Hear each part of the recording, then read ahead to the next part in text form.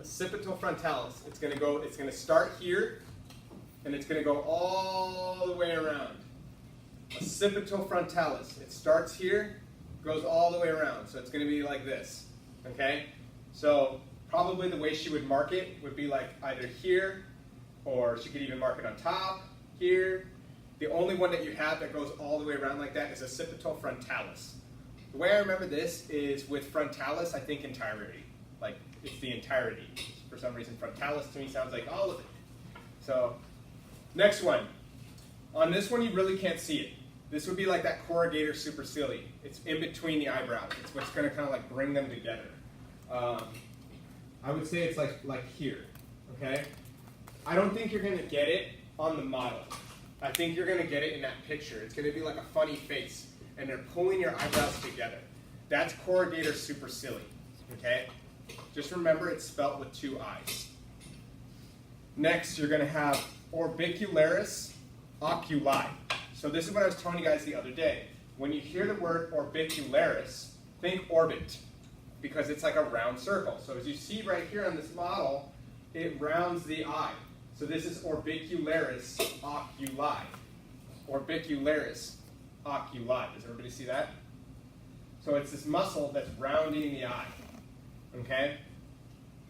Orbicularis oculi. And this makes sense when, again, in physio, you're going to learn about on the cranial nerves what exactly which facial muscles they move and like what types of movements they have. We have so many intricate muscles in our face. Okay. The next one I'm going to cover is orbicularis oris, because why would I cover anything else? We just went from one orbit, we're going to go to the next one. Orbicularis oris is going to be this rounding around the mouth. Let me look at your guys' new model and see, since it's a full, still only a half, so let's see. Again, it would be this area right here that's rounding the mouth. All of this, okay? That rounding the mouth. That's going to be orbicularis oris. Okay? Next one. Temporalis. Temporalis, you can see it better on the side of this one. It's going to be right where that temporal bone is. Right where the temporal bone is. That's why we call it temporalis. So just think kind of geographically where it is. Temporalis is going to be the temporal bone area, the temporal muscle. Okay?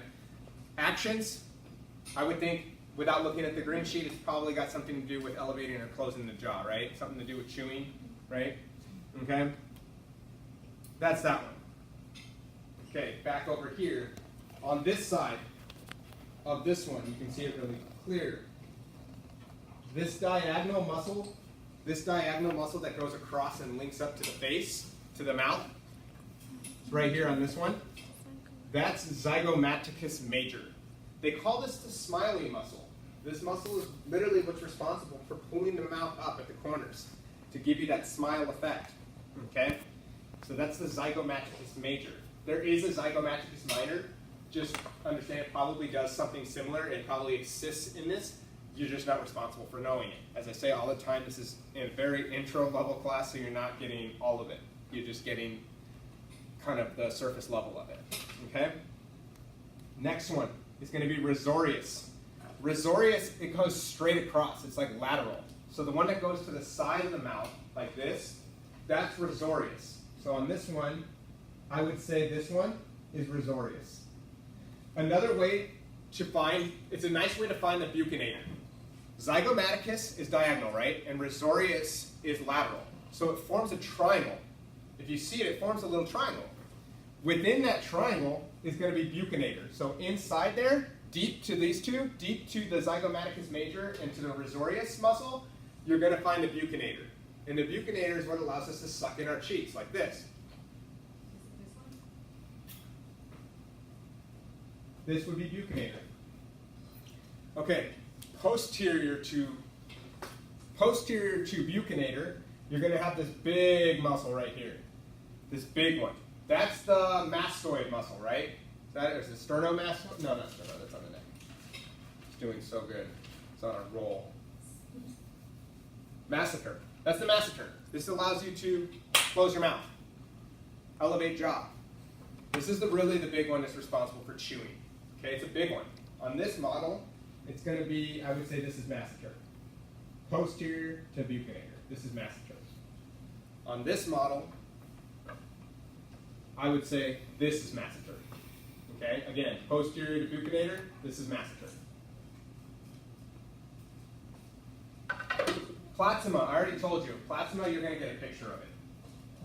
I don't, because at least none of these models, I've never worked with this one, so I'm not sure which one it would be.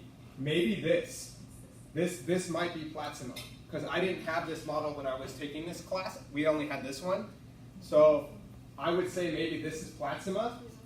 If she told you that's Platsima, you might get that on your practicum, and maybe she got rid of the corny picture. I don't know. But also, just remember, its action is to flex the neck. So if you see a picture and it's flexing the neck, you know right away, Platsima. Okay? Let's see.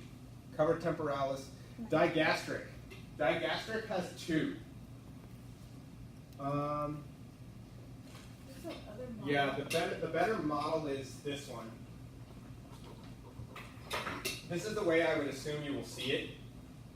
This one. On this model, you're going to have digastric. Does everybody see how there's two of them? Does everybody see that okay? This is digastric. There's two of them. So think di, two. Everybody see that okay? This is where it gets more challenging. The mylohyoid, the mylohyoid, the geniohyoid, the stylohyoid. Okay. The mylo, if my understanding is correct, is this whole deep, big portion. See all this big portion? It's all one big muscle. That should be the mylohyoid. Okay, all their actions are going to be the same. Elevate the hyoid. The only one that's different is going to be the sternohyoid and the sternothyroid. Okay, the sternohyoid will lower the hyoid, and the sternothyroid is going to lower the thyroid cartilage. On those, you really can't see them very well. I think number 37 on the model is one of them, and it's the one that does the thyroid cartilage, right? I would say that's the sternothyroid is the one, number 37, that links up to this number 10 thyroid cartilage. Everybody see that? There's a thyroid model on that one. She said she would use that one. So on this one, I would assume that it's this number, Yeah. this one, this is our hyoid bone, okay? This is the hyoid bone. So everybody see that? So that's a thyroid hyoid. So I would think this is the thyroid hyoid, exactly, because it's linked up here. This one, maybe right here, I would put as the thyroid cartilage, maybe. Let me see, actually I can tell you by just looking at the origin. So thyroid hyoid, the origin is the thyroid cartilage, and the insertion is the greater horn of the hyoid. So here's the greater horn.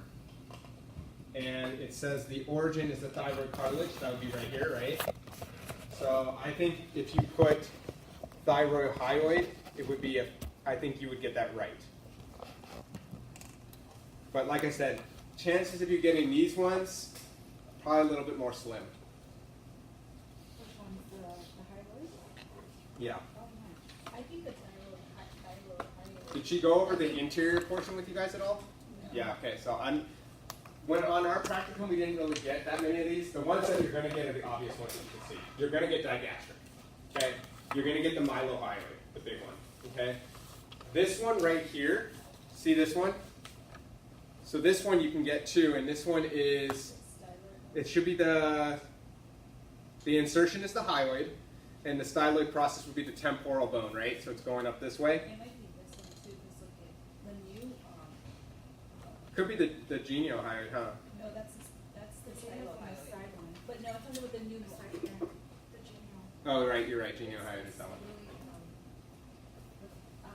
It's, when we were looking at this, you could see it better in this new model.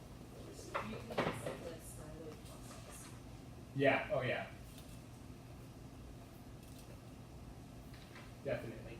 This is more clear. So yeah, if this one, so which one would this be since you have the This is stylohyoid, and then I think this is the digastric. Because there's two, right? There should be two on both sides, but you can't see it on this one. I think the way you'll get digastric is going to be here. You'll probably get digastric like this, because she has a lot of these models, and this one's clearly showing you there's two of them. So digestor is more medial than anatomy? Yeah, it's more surface, right? Yeah. Mm-hmm. And then mentalis and Mentalis on the chin. So mentalis is like the finger, right? Those are the ones that I don't think you're going to get too much on that. And to be honest, I'm not that strong in that category because I remember when I took this class, we had this guy. yeah. So we didn't have a whole lot to work with compared to that new model. It's really cool. So like this one would be the sternum thyroid.